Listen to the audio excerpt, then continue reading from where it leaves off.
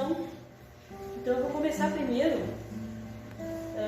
no item 25 do capítulo do Evangelho segundo o Espiritismo, que fala assim: buscai e acharei. Tá? Mas primeiramente vamos fazer a nossa prece, agradecendo esse momento, começando esse trabalho de luz e de oração.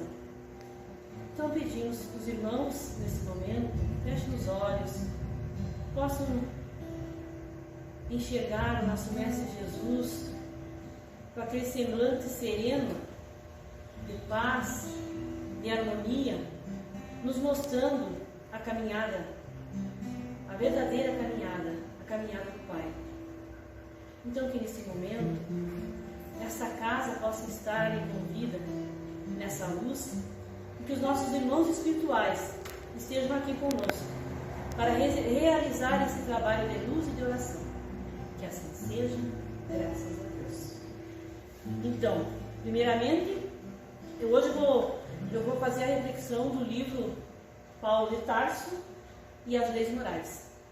Mas primeiramente, como eu digo que eu não fico um dia, né, sem abrir o nosso Evangelho, que é o meu companheiro, meu professor, né? Eu não fico sem essa luz. E daí até abrindo nesses dias, eu achei muito interessante que ele venha calhar a esse assunto. No capítulo 25, buscai e acharei. Então diz, sobre o ponto de vista terrestre, a máxima, buscai e acharei, é análoga a esta: ajuda-te que o céu te ajudará.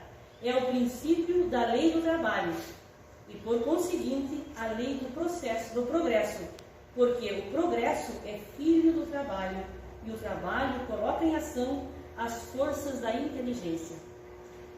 Então, nesse livro, As Leis Morais, nós vamos fazer essa comparação do Paulo, né, a importância da lei do trabalho na vida de Paulo. E no livro Paulo e Estevão, então Emmanuel compartilha com nós a vida e a obra de Paulo. E nessas informações ele se refere à profissão de Paulo, né, que o Paulo adota após ele ter o encontro com Jesus, né, na porta de Damasco.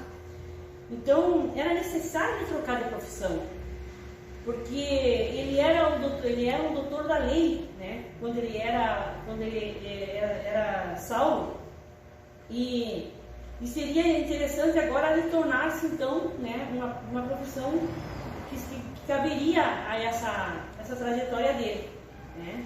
Então ele troca e fica então fabricante de tapetes. Então esse ofício que ele aprendeu na infância, e o pai dele então encaminhou ele, né? Porque os judeus eles tinham essa maneira de controlar e organizar os seus filhos, né, para que tivesse uma direção correta. Então eles ensinavam uma atividade, um trabalho manual, uma profissão. E o Paulo então, porque eles moravam num lugar que eles moravam era um lugar que tinha a capacidade assim de criação de animais, né, com lãs e atividade de linho, né.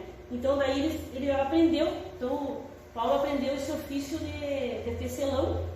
E então nesse período então que ele muda, né, de profissão, porque não tinha como, né, ele continuar, né, tendo essa profissão, porque já tinha se afastado dessa vida, né, que ele era um militar ali, e até ele tinha queria uma ascensão para ser, né, o chefe do Sinédrio. Então assim a vida dele quando mudou da água para o vinho, como se diz, né? Eu não sei se tu já leu algum livro do Paulo de Tarso, você já leu? É porque esse apóstolo, de repente explicar, de repente eu estou falando aqui, né? Esse apóstolo é um apóstolo que não é dos 12. E ele foi um apóstolo que, depois que Jesus, né, ele recebeu essa luz, né? Então, nesse livro, Paulo e Estevão, explica essa trajetória dele. Então ele é eu sempre digo assim, aqui o Paulo ele é um referencial tão grande para principalmente quem é trabalhador, porque ele te ajuda fortalecimento da fé, né? Ele te ajuda a se fortalecer por essa trajetória dele. Então assim, nessa caminhada dele, ele andou por todo mundo. Ele na verdade foi o apóstolo que mais divulgou a doutrina de Jesus. Então, ele também, daí os relatos, né, do livro, que fala, até o apóstolo Lucas que explica essa parte aqui. Então ele deixa Atenas, né, e chega em Corinto, e então ele encontra hospitalidade na casa de um casal que também era judeu, que também fazia trabalhos com esses tapetes, né? Então ele fica hospedado na casa de Áquila e Priscila. E nesse período, então, ele fica trabalhando e ao mesmo tempo também, né, fazendo o seu trabalho de divulgação da doutrina. Então, a atividade de tecelão então se transformou a principal meio, né, dele se sustentar, né? Então, como ele diz assim, Barnabé e eu empreendemos longas excursões a serviço do Evangelho e vivemos em todo o seu transcurso as peças do nosso trabalho, eu tecelão e ele oleiro. Então o Barnabé ele fazia trabalhos de vaso, assim, de barro, né? Então assim eles tinham. Então provocaríamos nosso desinteresse pessoal vivendo às custas do nosso esforço, né? Então ele assim fortalecia muito essa parte, né, do trabalho. Então percebemos que toda a trajetória de Paulo tem um perfeito alinhamento na lei do trabalho, aspecto que integra as leis morais contidas no livro dos Espíritos. Ao perceber os benefícios oriundos do trabalho, é natural que aumente as demandas laborais, conforme o avanço da humanidade. Os benfeitores espirituais afirmam: toda ocupação é útil. Toda ocupação é útil. Ou seja, toda vez que empregamos nossas potencialidades físicas e ou espirituais para o bem, estamos trabalhando, né? Então, no ser humano, o trabalho tem o objetivo da conservação do corpo e o desenvolvimento das faculdades de pensar. Assim, todo indivíduo que se apropria do entendimento que nós temos espíritos, mas que não temos espíritos, mas que somos espíritos, né, e que o espírito é imortal, percebe a lei do trabalho se estende além do campo físico. Ou seja, o espírito trabalha assim como o corpo. Por isso Jesus afirma: o meu Pai trabalha até agora e eu também trabalho. Então, para nós cumprirmos essa lei com equilíbrio, não podemos olvidar o limite entre as atividades laborais e o repouso, né? Sobre essa questão, os Espíritos mais uma vez nos informam: o limite do trabalho é o das forças e a esse respeito Deus deixa bem livre o homem. Além de servir para reparar as forças físicas, o repouso serve para nós elevarmos acima da matéria, para dar um pouco mais de liberdade à inteligência. Então, a importância do repouso é aquele momento que nós vamos ter o nosso encontro com o nosso Pai, né? Naquela hora da oração, aquela hora da meditação que vai além do corpo físico se descansar, se renovar, né? Aí você vai fortalecer o espírito. Então o repouso também é lei, mas convém frisarmos que devemos usá-lo com argumentos para preguiça e desleixo. Então daí até eu trouxe uma partezinha aqui da oração, que até foi o Scapim que colocou no grupo do Fabiano, aquele, sabe? Tu falou do encontro da Clara com São Francisco na igreja. E nesse momento, então, São Francisco estava recitando uma oração muito linda, Eu fiquei muito encantada nessa oração, até peguei e fiz ela e mandei para muitos amigos. E que uma parte dela diz assim: pedimos-te paz ao Senhor, mas que ela não venha na afeição da preguiça. Pedimos-te luz, mas não permita, Senhor, que ela nos leve a cruzar os braços nos confortos das claridades. Então, o que acontece? Às vezes, aquela coisa assim, a gente fica acomodado dentro da casa de oração, dentro de casa mesmo, não vai lá um amigo, um vizinho que precisa, uma palavra, ou conversar, né? Então, a gente vai ficando muito naquele comodismo, e aí a coisa complica, né? Então, aqui ele diz assim: os recursos psicológicos do auto-boicote são inúmeros e não teremos dificuldades em atender alguns convites tentadores para a cristalização das tarefas, né? Como eu falei. Então, Paulo sempre descansou quando realmente foi necessário, mas viveu nos limites entre o trabalho e o repouso, a fim de aproveitar o tempo ao máximo para a sua elevação espiritual. Sabedor dos riscos dos tarefeiros vigilantes, diante das armadilhas que conduzem ao fracasso, orientem. Então, daí Paulo ele orienta um jovem chamado João Marcos, que é sobrinho do companheiro dele, Barnabé. Então ele diz assim pro rapaz, para ele não esquecer que Davi, quando estava ocupado, foi fiel a Deus, mas quando descansou, encontrou-se em adultério. E Salomão, durante os serviços pesados da construção do templo, foi puro na fé, mas quando chegou ao repouso, foi vencido pela devassidão, né?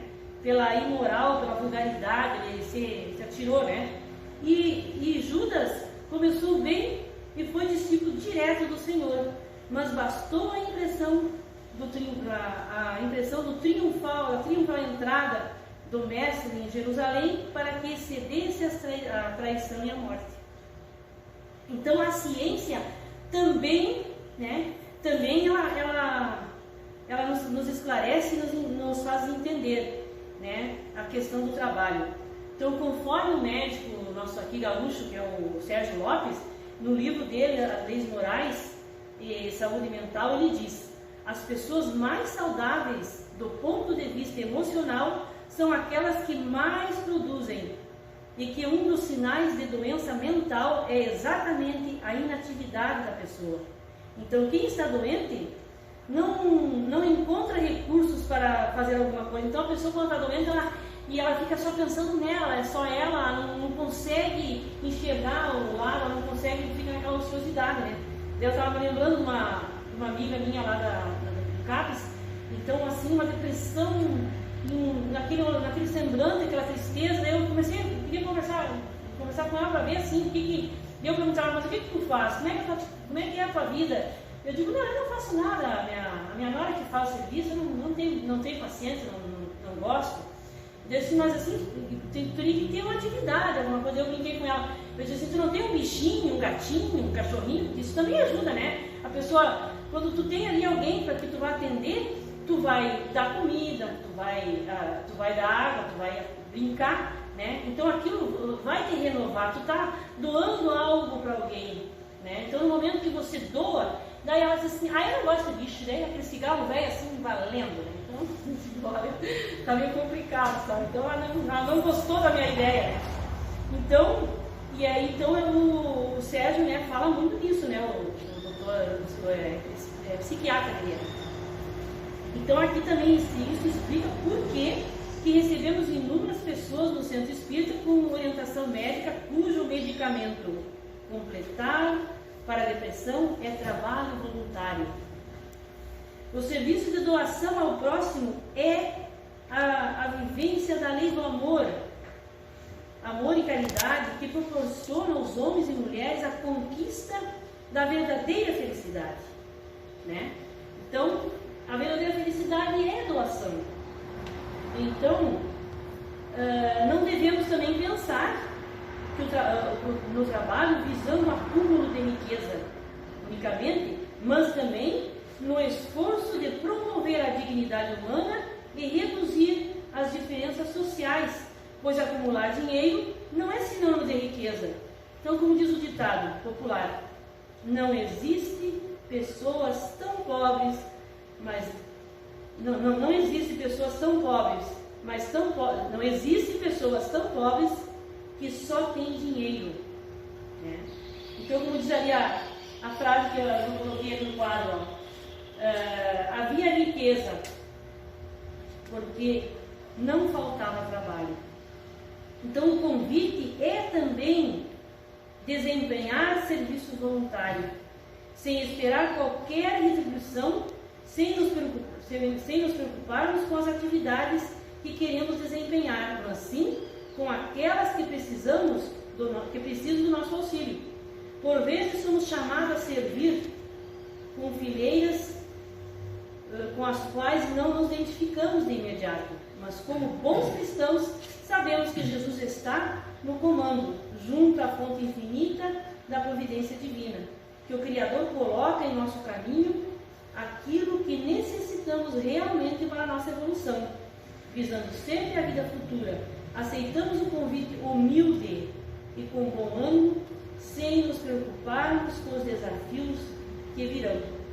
Então, como diz a frase, outra coisa também, voltando no assunto do Paulo, né, a preocupação do pai do Paulo, né, era, porque geralmente assim, chega aquela fase da criança que fica naquela ociosidade. Então, a preocupação dele era que ele não tivesse, né, que ele não tivesse essa tivesse com a cabeça não teve vazia, né, porque era toda a cabeça vazia. E daí quando ele diz aqui, ó, está escrito que devemos comer o pão com o suor do nosso rosto. O trabalho é um movimento sagrado da vida. E daí ele diz assim também, a cabeça vazia, diz, né, o ditado, cabeça vazia, oficina do diabo. Mas podemos atualizar essa frase, cabeça vazia, oficina para os espíritos obsessores, né? Então, a importância, e eu digo assim, é só tu ver por nós mesmos, né? Eu, pelo menos assim, eu vejo, quando tu fica muito tempo sem, né, estar naquela atividade, tu vai abrindo brechas para vir aquelas energias pesadas que vai te rebaixar, que vai te sintonizar com o que não é bom, né? Que não eleva. Então, Paulo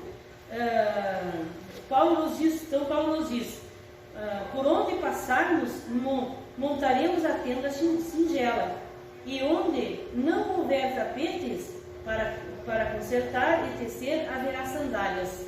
Então, o trabalho manual está sempre na vida dos diversos personagens do cristianismo, como forma de sustento e progresso individual e coletivo. Os espíritos esclarecidos informam que nos mundos felizes predominam os trabalhos intelectuais. Então, lá não há labores de trabalhos manuais, né? É mais o trabalho intelectual, né, da inteligência. Então, mas aí eu estava me lembrando do livro que eu estou lendo de novo, Missionários da Luz. O que é o trabalho deles lá como é que é centro dos missionários. Então lá são vários setores, aí você vê quantos irmãozinhos que vieram com uma missão, como todos nós, porque eu acho que todos nós viemos com uma missão, seja grande ou pequena, a gente vem com uma missão. E às vezes você não consegue, você chega para uma parte e sucumbe, né? Então o que acontece? Voltamos para lá, e lá temos a oportunidade, com a nossa vontade, se a gente quer, porque tudo é a nossa vontade, de voltar lá, para aquele lugar, né, para acertar, e ali tem espíritos de luz que vão nos encaminhar e vão nos orientar, né? Então, não podemos esquecer, né, dessa luz. Então aqui, todavia, o próprio Mestre Jesus nos deu exemplo. Ele é o Cristo, o governador espiritual da Terra. Encarnou no planeta como carpinteiro, como um simples carpinteiro, deixando a lição sobre a necessidade da disciplina edificante do trabalho redentor na nossa atual condição evolutiva. Então aqui é uma frase de novo. Servir também tem sentido de trabalhar. E o verbo cuja ação se dá em direção a algo ou alguém. Portanto, aquele que serve deve encontrar prazer em trabalhar pelo outro e com o outro. Então eu não poderia escolher diversas passagens da vida desse maravilhoso apóstolo Paulo, né? Que se relaciona com a lei do trabalho. A trajetória desse jovem de Tarso, mesmo antes de sua conversão do cristianismo, foi dedicada ao árduo labor e à disciplina. Obviamente, nas atividades apostólicas e as exigências e responsabilidade aumentaram, mas dentre todas pensamos no esforço do tecelão humilde para ilustrar a finalidade de Paulo com as leis morais de Deus, demonstrando pelo exemplo em todos nós que todos nós temos as potências para construir de alguma forma e com a obra da criação. Então Paulo, ele permaneceu 2 anos inteiros numa casa alugada e recebia a todos, né, que se dirigiam a ele proclamando o reino de Deus e ensinando as coisas a respeito do Senhor Jesus Cristo em toda a franqueza, sem impedimento. E daí uma frase que a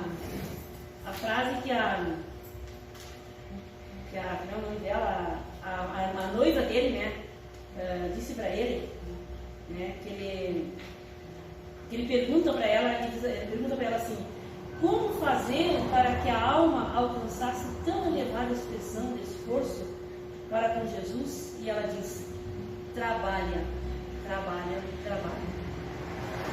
Então, assim, eu digo para vocês que Paulo é uma luz na nossa caminhada. E eu, para mim, assim, ele foi muito forte nessa luz, porque ele me ajudou a vencer as minhas fraquezas, né, os meus obstáculos dessa vida. Então, eu hoje estou completando 61 anos e tenho, assim, muito que agradecer, sabe? Essa doutrina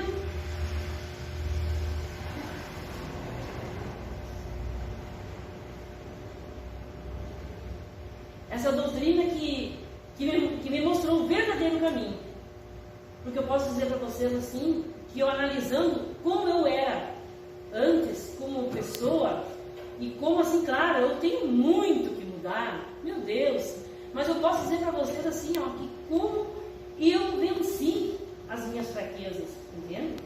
Então, eu agradeço muito, né? Agradeço muito essa oportunidade de estar aqui, porque eu digo assim, ó, esse trabalho que eu faço é tão interessante para mim, porque eu digo assim, ó, agora depois de velho, eu não sou mais uma aluna, hoje eu sou uma estudante, porque o aluno, ele está lá na escola, ele vai estar só lá na escola, né? Ele só aprende ali.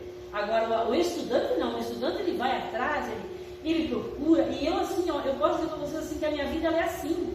Eu tenho, sempre que eu tenho, se tem alguma coisa que vem, principalmente de manhã quando eu abro o Evangelho, tem alguma coisa que me interessa, né? Eu vou atrás e aquilo faz que, né? Então assim, ó, é um agradecimento. Então, eu digo, para mim é um presente, é aniversário para mim estar aqui com vocês, dando esse depoimento emocionante.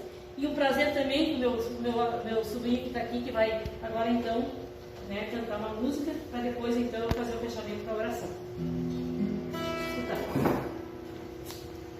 Lembrando que Paulo de Tarso, antes de ser Paulo, ele era Saulo. Sim. E na vida militar dele, ele foi um exímio, um ótimo caçador, digamos assim, de cristãos. Né? Ele era muito bom no que ele tinha.